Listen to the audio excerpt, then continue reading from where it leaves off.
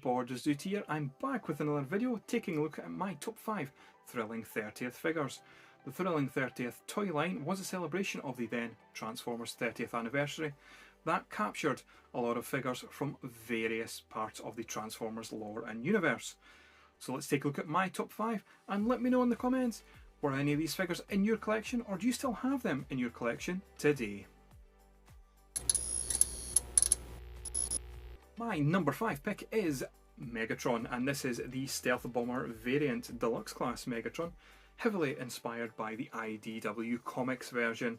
I love the paint scheme on this character, swapping out the colours to a black and purple and that teal pinkish hue for some of the parts of the body.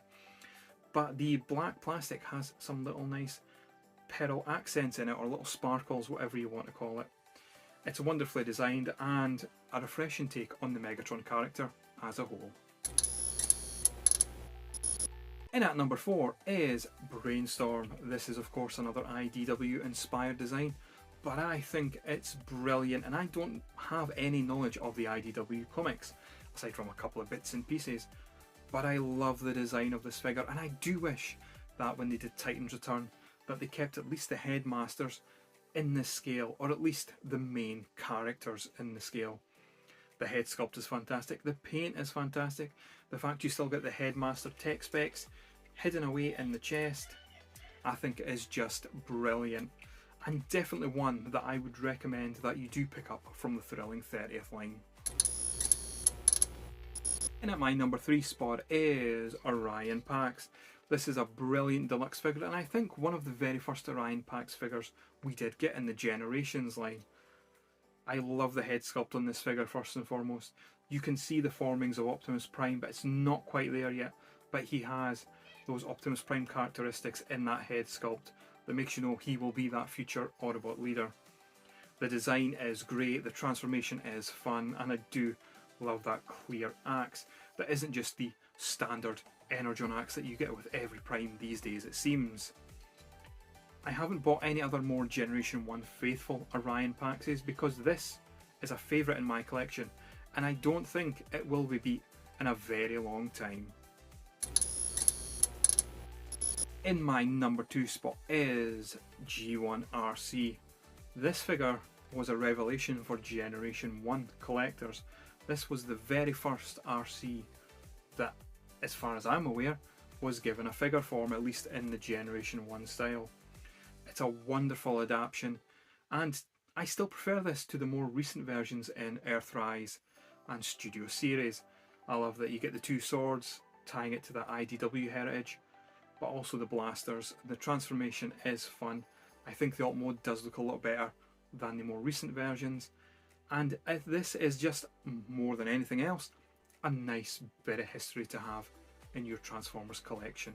Before we get to the number 1 pick in my top 5 Thrilling 30th figures, I'm going to give an honourable mention to Springer. This is a fan favourite for many in the Transformers community and the Transformers collectors, and you can see why. This is a brilliant rendition of the IDW Springer, and this was the one when the Thrilling 30th series was released. A lot of fans were clamouring to get. Not only the fact that they bring back firing missiles, but this was just a standout across the entire Thrilling 30 series. And this is why, while it hasn't quite made it into that number 1 spot, and indeed the number 5 slots as a whole, it deserves its own honourable mention. And my number 1 pick for my top 5 Thrilling 30th figures is Sandstorm.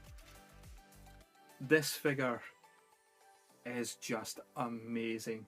Now I know it's the exact same mould as Springer, so to be honest, depending on your preference for Springer or Sandstorm, either of these could technically be interchangeable, but this for me is my favourite Thrilling 30th figure because it's just a brilliant looking. I love Sandstorm's colours, I always have. I love how they updated his alt modes, giving him a more VTOL alt mode instead of the old helicopter, but retained the dune buggy for the car mode, if you will. But equally, This figure was the last figure I bought prior to getting married, so it has a more special meaning than the other figures in the top 5 that I chose. This one, I still think, taking away that nostalgic feeling, that special meaning, is better than the recent Sandstorm that was G1 based. And for that reason alone, the fact this is a lot older than that version and it still hasn't been beaten, it deserves to be in my number 1 spot. And there we go, that is my top 5 plus 1 special mention thrilling 30th figures. A big thank you to the members of the TFYTC who took the time to comment on my post. You'll have seen their mentions throughout this video. Let me know who your top 5 thrilling 30th figures are in the comment section below, or better yet, I'd love to see a video response from some of you out there in the Transformers community. Thank you very much for watching this video, and I will be back soon with another.